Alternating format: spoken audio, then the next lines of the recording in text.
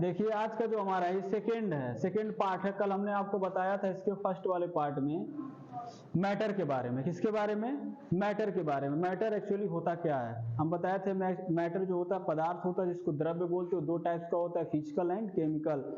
जो फिजिकल में हमने बताया था सॉलिड, लिक्विड, गैस, और केमिकल में हमने बताया था आपको क्या, एक बताए थे कंपाउंड्स, एक बताए थे मिक्स्ड, और एक बताए थे ये थ्री टाइप्स के आप लोगों को उसमें हम बताए थे। नेक्स्ट इसमें आप सेकेंड वाले में पढ़ेंगे, उसी से रिलेटेड है ये एटॉमिक स्ट्रक्चर्स आपके। अगर आप किसी एटम्स को, यानी जिसको बोलते हैं आप लोग परमाणु हिंदी में, उसी का स्ट्रक्चर्स कैसा होता है, गोल होता है, सर्कल होता है कि स्क्वायर होता है, कैसे रेक्टेंगल होता है, हमने कैसे जाना उसको, तो उसी के बारे में हम जानेंगे, यानी एटॉमिक स्ट्रक्चर्स के बारे में। एटॉमिक स्ट्रक्चर्स क्या होता है, जिसको हिंदी में बोला जाता है परमाणु की संरचना। तो ये हमारे एक साइंटिस्ट आते हैं, कौन? डाल्टन्स, जॉन्स डाल्टन इनका पूरा नाम है। यहाँ पे हम डाल्टन लिखे हैं, डाल्टन एटॉमिक थियरी। इनका कुछ थियरी था, इन्होंने ही बताया था कि जो हमारे एटम्स जो होते हैं, परमाणु जो होते हैं, वो क्या होते हैं? सर्कल में होते हैं। तो जैसे देखिए इनका कुछ थ्योरी है, थ्योरेटिकल चीजें, पॉइंट है, उसको हम लोग पढ़ेंगे, जानेंगे इन्होंने क्या बताया। जैसे देखिए इन्होंने ये बताया कि हम जब छोटे छोटे क्या एटम्स को लेते हैं तो क्या बनता है हमारा, एक मॉलिक्यूल्स बनता है, यानी ये चीजें होती है। जैसे देखिए पहला पॉइंट का, the theory of chemicals combinations first started by Dalton. कितने में किए थे? हाँ 1803 में। नेक्स्ट पॉइंट है, all matter is made of, किसके बने होते हैं? जितना हमारा मैटर बना होता है किससे बना होता है? एटम्स का, यानी कि परमाणु का। ये जो हमारा है ये पदार्थ होता है। जितने भी आप देखते होंगे पदार्थ, जैसे पीरियोडिक टेबल में 188 टोटल होता है ना, तो जितने भी हमारे मैटर्स होते हैं वो एक्चुअली किसके बने होते हैं? एटम्स का है ना। छोटे छोटे जब एटम्स मिलते हैं तो हमारा क्या बनता है? मैटर बनता है, यानी पदार्थ बनता है। समझ में आया? नेक्स्ट पॉइंट देखिए, नेक्स्ट ये है, ऑल एटम ऑफ और given elements are identical is mass of properties. जितने भी हमारे मैटर से एटम्स होते हैं उनका कुछ मास होता है, उसको हम आइडेंटिकल यानी आइडेंटिफाई करते हैं। उन्होंने बताया, अभी आपको जब हम इनका फिगर बताएंगे तो वहां पे ज्यादा अच्छी तरीके से समझ में आएंगे। नेक्स्ट पॉइंट देखिए इन्होंने क्या बताया, the atom of given elements are the different from this of any elements. इन्होंने बताया कि जिस एलिमेंट्स को हम जाएंगे वो डिफरेंट डिफरेंट अपने आकार में रहते हैं। ठीक, आगे देखिए कंपाउंड्स, उसमें हम आपको बताए थे, जैसे देखिए मैटर वाले में हम बताए थे ना, ये ऐसे करके आप लोगों को एक बताए थे केमिकल, एक बताए थे फिजिकल, रासायनिक अवस्था। इसमें हमने बताया था आप लोगों को 3। एक बताया था कंपाउंड्स होता है,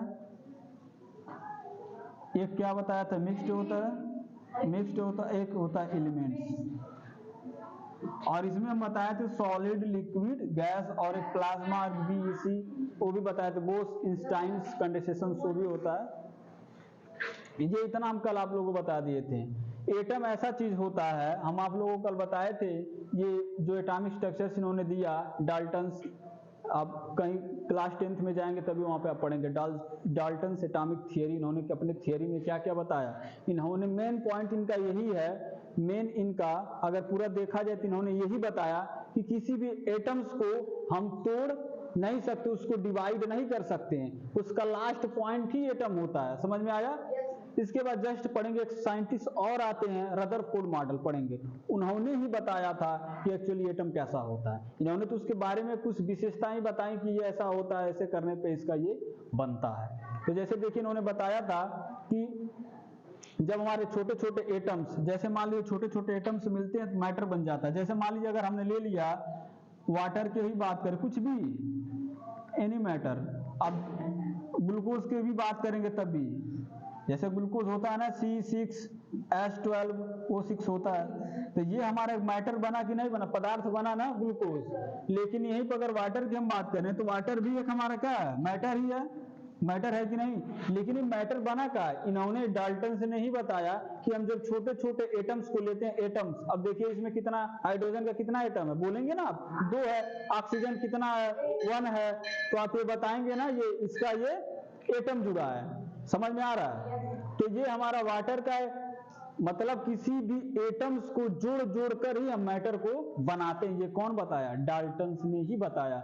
और एक चीज इन्होंने और बताया, बहुत बेसिक चीजें हैं, वही आपको पॉइंट में रखना है।